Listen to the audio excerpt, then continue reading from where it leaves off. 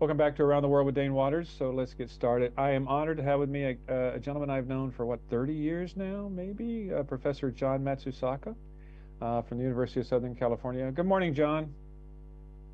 Morning for you. I guess what is it? Middle of the night for me. Yeah, that's right. This I have to say that I've always this shows how much I love Americans when who will get up at the middle of the day, middle of the night, just to be on this show. So I really appreciate it, John. I really do. Absolutely. Um, so let's get started. Our conversation today is about what's happening in American universities and the domestic impact and the global impact. So just kind of tell us what's going on with universities in the United States under the new Trump era.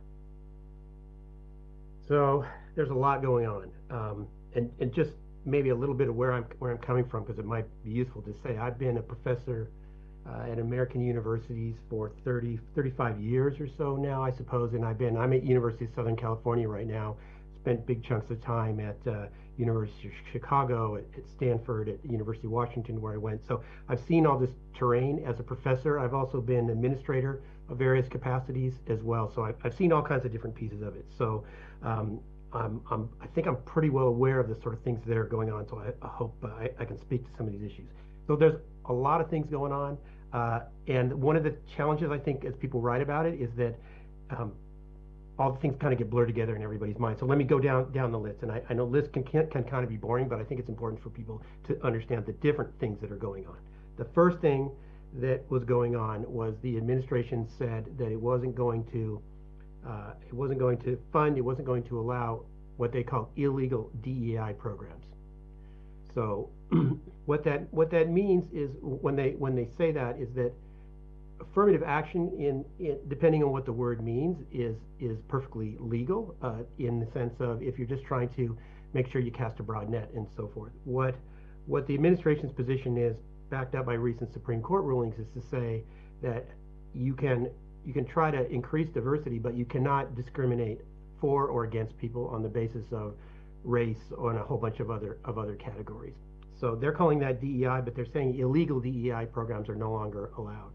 So that's the first thing that they said. That was one of the first things that they went out and did. And we can talk about how universities are responding, but let me just go down the list of things they're doing. Um, this is essentially forced universities to either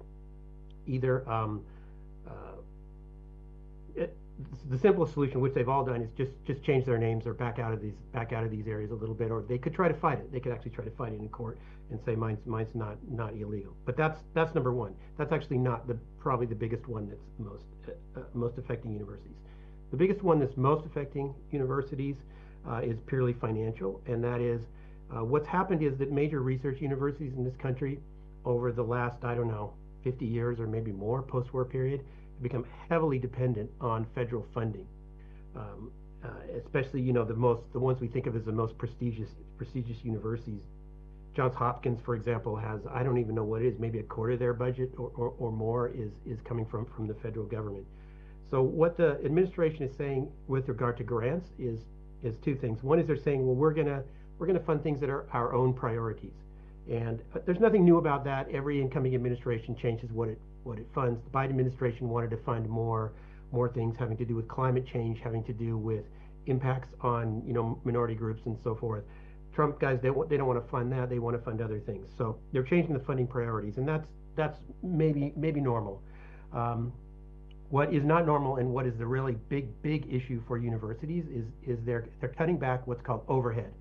So what the heck is this? So it's kind of an odd thing, but essentially, if you get money from the federal government, say to do a study, you wanna see if some drug helps patients recover from some disease, and you need to hire some lab assistants and buy materials and stuff.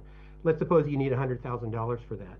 So you write a proposal to the federal government and you say, can you give me $100,000? And they say, yeah, here's $100,000. Go ahead. But there's also something called overhead. And so they add on top of that, they add a chunk of money. So it can be, on average, it's about 40%. So you ask for 100K, they give you $140,000. That other 40,000 gets taken by the central administration of the university to fund other things. And so that has become the idea is that's supposed to fund, you know, the buildings, the IT system, the securities, all the sort of basic stuff. But it goes well above and beyond that. And so now what's happening is the administration is saying we're going to cut those overheads from an average of, let's say, 40% down to 15%. So that's going to create immense holes in the budgets of these universities. So that is the really existential one. Let me just add briefly the two others, and we can talk more about these. The third thing that they're doing is kind of a collateral thing, but they're certainly getting very tough on the border, and they are trying to remove students who have been involved in protests or um, well, clearly they can't remove people for pure speech reasons, so they're having to come up with other articulations. But it kind of looks like people who become activists and so forth. That affects a relatively small number of students, but what we're seeing it's doing is it's making foreign students across the world hesitant to want to apply to come to take programs in the U.S. And one of the things that's happened to universities over the last 20 years or so is they've become heavily dependent on revenue from their master's programs, and a lot of those are students from overseas. So a lot of those students are now hesitating, and that's an uncertain. We'll have to see how the budget cycle goes, but that's kind of an uncertain thing about what that's going to do. Lastly, the last thing they're doing, again, it's very high profile, but it's probably not the main thing they're doing. They're very concerned about anti-Semitism at universities, and so they picked fights with a small number of very elite universities, Columbia, Harvard, Northwestern, and so forth. And they're essentially trying to cut off all their funding if they don't take some sort of extraordinary actions. So it's a whole bunch of different things that are going on. We can talk about why that's going on, but I think it's important for people to understand it's a bunch of different things. Well, yeah, well, absolutely. There's so much going on. My brother is a professor at the University of Alabama, and he's even talking about the impact of just a wide variety of these things. Everywhere. And he hasn't been a professor as long as you, but just the impact is extreme. So let me ask you. I mean, there's so many things going on, as you said. So, as you know, this is an international show, and we have a lot of people who are students who watch this show. There at University of Southern California, I mean, I guess you're ending an academic year, right? The academic Right. year is about to end now. Yeah. Okay. So, Right. is it too soon to see if there's an impact on the number of international students coming in for next year, for applying, or is that what's the cycle about knowing what the impact of international students is on the university? Um, so we would know some things basically if we saw application data. So you'll get some hints of that. Um, but I haven't been tracking specifically our numbers. I'm not even sure they publicize that. So it's a little bit early, but everybody knows. Everybody just knows the inquiries, the talk. Everybody knows that there's going to be an issue there. So everybody's scrambling to see, can we substitute, say, American students for these international students? And different schools have different exposures. USC, we're here in Los Angeles. We're one of the highest percentages of international students of any university in the country, about 10%. So it's a huge part of our student body. And the reason for the international students international students pay more than U.S. students, right? Is that one of the reasons that a lot of universities focus on international students? Well, so we're a private university, so that doesn't really happen for us, but that will be the case for some state universities. No, it just turns out a lot of these students, a lot of the master's level students, they want to come to the United States. It's very good for their career. If you work in engineering or something, get a degree from a U.S. university. Maybe you can even work in the U.S. for a few years. It's a prestigious thing. You learn a lot of stuff. If you want to stay in the U.S., it's great. If you want to go back, you have a leg up over other people. And so let's go back to some of these other issues, because one thing you said is that, hey, every administration who comes in, there's always a priority about funding. So how would you say, once again, you've been in academia for 30, 35 years. Would you say that what's happening under the Trump administration is far more detrimental to universities than previous administrations? And would you say that's a good thing or a bad thing?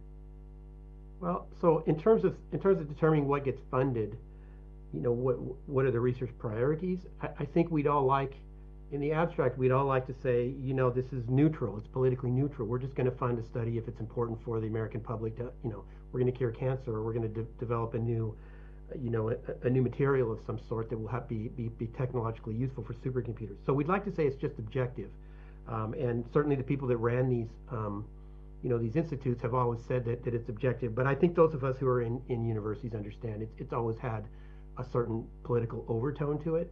It's been amplifying over time. In the time I've been around, it certainly gets more and more political. My impression is they're more political now than they were under Biden. but my impression is the Biden administration was more political than the first iteration of Trump. So to me, it looks like it's kind of an oscillation that's increasing. I don't think it's a smart or good way to do science, um, but it's hard to know how you unravel it.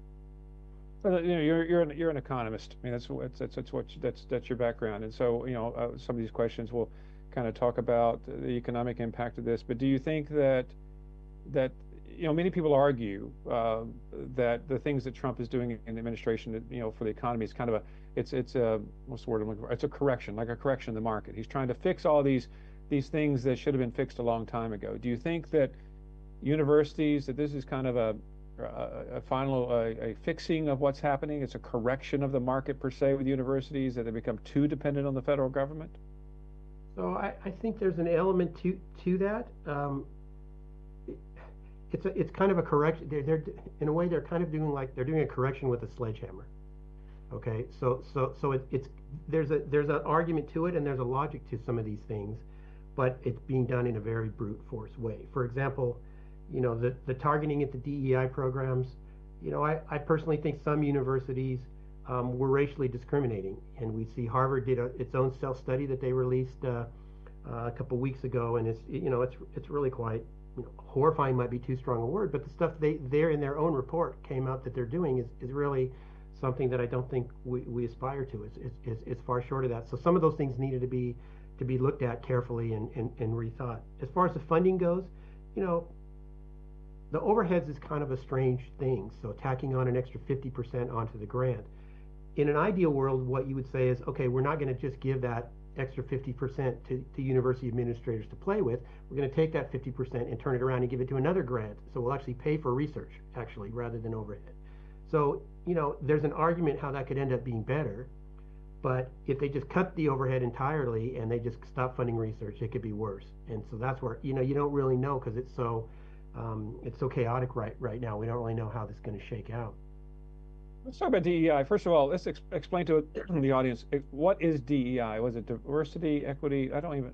What does DEI Yeah, stand for? exactly. So it stands for diversity, equity, and inclusion, and it essentially it's a bunch of different things. But I think the animating impulse was there's a bunch of different animating impulses. That's why it's so complex to talk about it. But at some level, it has to do with admitting students, hiring faculty, hiring various people, and the idea was to create more diverse communities. And so again, the basic idea is good, is that it'd be nice if when students come to learn at a university, they're exposed to all the different sort of viewpoints and types of people that are out there. The criticism of it is that it went from being kind of diversity to being kind of a monolithic kind of certain ideological point of view, and in extreme versions there would be things like race-specific programs. So the sort of things that would be criticized would be, a university might have a floor in a residence hall that's only for black students. Okay, so people would say, well, we understand, why you might the animus why you might do that, but in a way it looks like segregation in some kind of way, and it looks like discriminatory. So that's the kind of criticisms that would be out there about these programs. And I'm not trying to say they're all of that sort, but I'm trying to articulate where the criticism parts are coming from.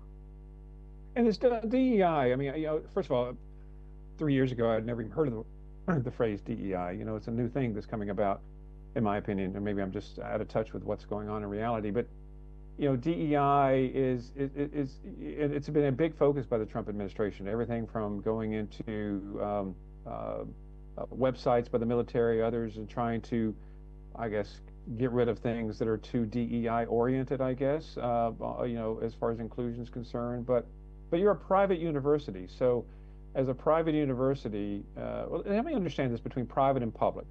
Just help us draw that Yeah. distinction for us. So that's a good thing, especially because other countries use the words differently. So I think, in fact, in the UK they flip the words. Essentially, private schools are actually government schools. I don't know. Here's what it is in the U.S. What we call a public school it's a government operated school. It's funded to some extent by the government. It is a part of the government for all practical purposes. And that would be places like the University of California, the University of Michigan, University of Florida, University of Alabama, you mentioned. Then there's private universities. Now these are not they're separately incorporated independent entities. They are not part of the government. That would be Harvard. That would be University of Chicago, Stanford, University of Southern California.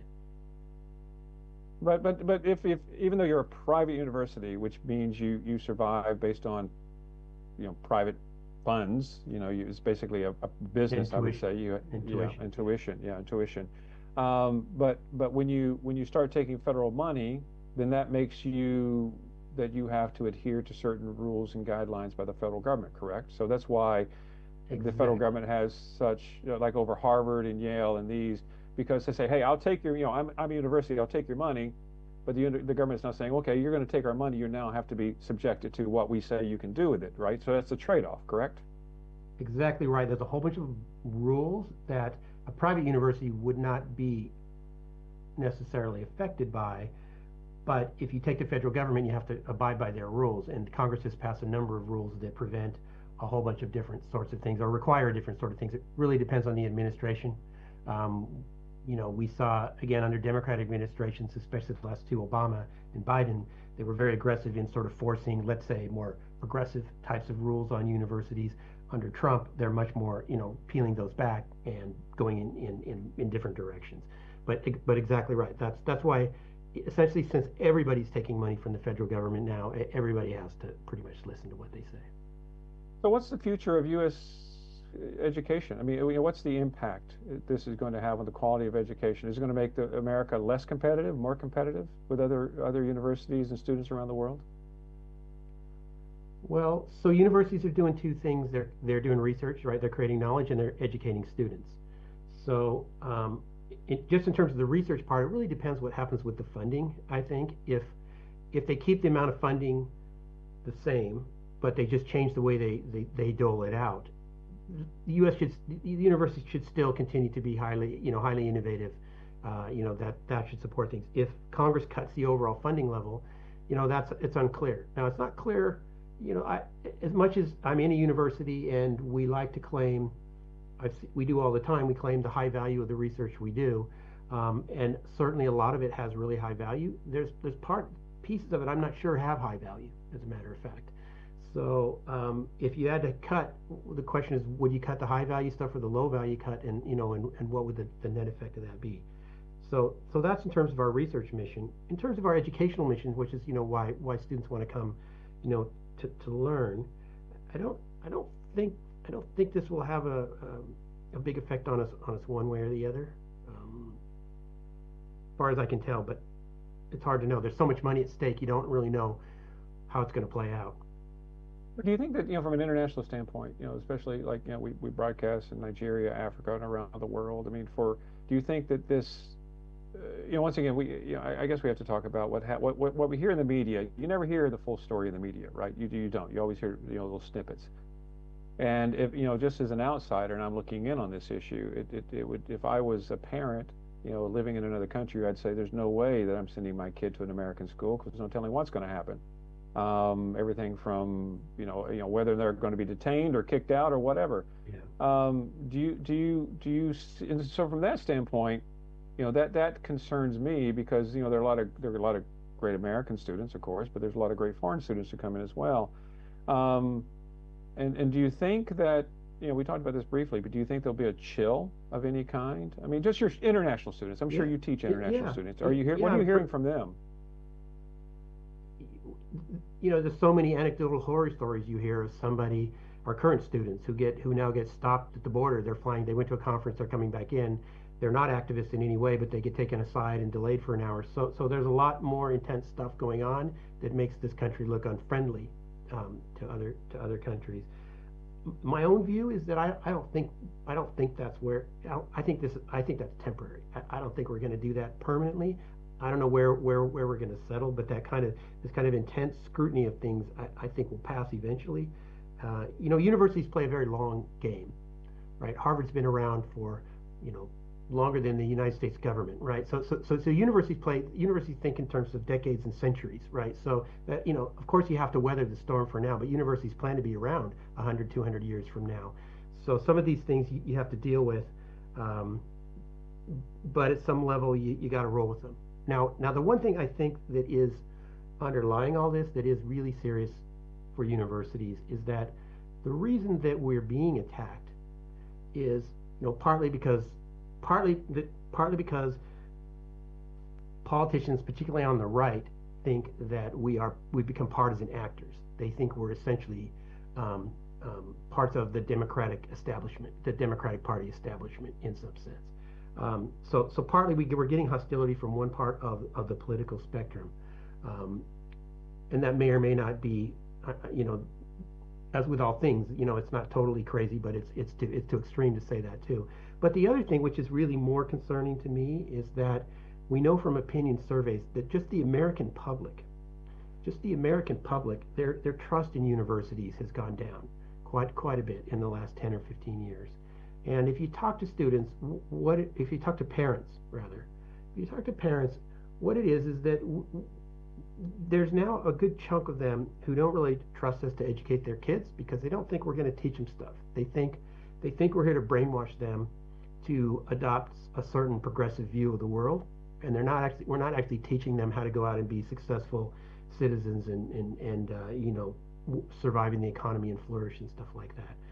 So, you know, I think what I've been saying to my colleagues in universities is that we have to understand why we're losing the trust of the public, because some of the politicians respond to the public. So I think we need to look hard at ourselves and ask, are we doing things, are they just making this up? Are they just fantasizing this, or is there some some fire to the smoke, and we're not really rising, we're not really reaching our aspirations of what we want to do. And so I do think we have to think through this issue, because if this goes on for a long time and the public starts to think universities are bad and harmful parts of society, then I think there is a deeper problem. Well, listen, I agree with you. I mean, America is proud, is their universities are critical to the future of our country, because we are educating the future leaders, the future economic leaders, the future political leaders, the future engineers. And I have several friends who are just now going through this whole thing of finding colleges for their kids, and it's interesting what you just said, because they look at it and say, okay, we don't want our children going to what we consider a more progressive university versus a more conservative universities. It's just like, to me, it's just like the entire polarization of America, where everything has become left and right. Even down to talking about universities these days. And we have to find a way as a country to get more that we're trying to educate us as a whole community, not just as more lefties, more righties, or whatever Yeah, it is. yeah, and our universities are a great source of our strength. I think that we've churned out tons and tons of people who are super informed citizens, and they understand democracy. They know how it works, and they've been super innovative in technology and all kinds of things. I think it's been a huge engine for the country's growth and for the preservation of its liberties to have these people out there. One of the great things that used to be about universities is, and it really is supposed to be our core value, is that we stand for arguing about things. You can come and argue about all kinds of things. We're for open discourse. You can't do that in a corporation, maybe, but here you can say anything, take any position, and argue about anything. And I think that's very healthy for getting ideas, and you need that in a free society. So I think we have a critical role to play, but we can't we can't we in universities can't just assume we do it. We have to keep making sure we are living up to what we think we're trying to do. And I do think that people who are concerned that there may be some instructors that are not really teaching their kids but are trying to brainwash them, they're probably right. Not They're not the majority. Most of the instructors are teaching them useful stuff. But maybe we have some people like that aren't really doing what the deal is, and maybe we should be looking at ourselves too.